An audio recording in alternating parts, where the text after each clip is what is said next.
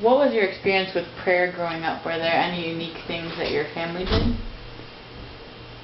Yeah, when me and my younger brother, who's 3 years old or younger than me, Mom would put us into bed first, and then we'd have we called it electric wires, because we all held hands, and so then Mom would say a little prayer, and then we'd go to sleep. And it was just something that happened pretty much like every night. And we'd say, "Okay, Mom, time for electric wires," and we'd pray and go to sleep.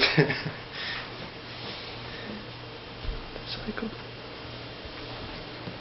For me, I don't really think there was much of anything other than like praying at meals and things. But I was always taught, like, whenever, like, if you're going through a hard time or you just need someone to talk to, that God's always there, and that's what I always thought of prayer. And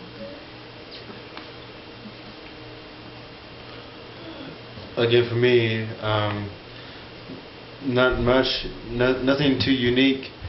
I just prayed at supper, and we used to have devotions when I was little, and we prayed there after we were done. Nothing too unique. So this isn't directly related to Service Adventure, but what would you say, or to prayer, sorry, but what would you say Service Adventure this year has taught you about faith in general? If anything.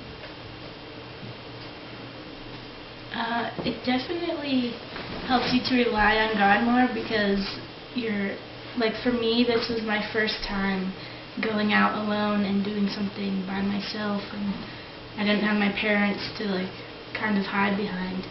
So it was definitely, like, when I get scared or nervous about something, that's, like, really my time when I go to God, and I just ask Him for help, and He's always there for me.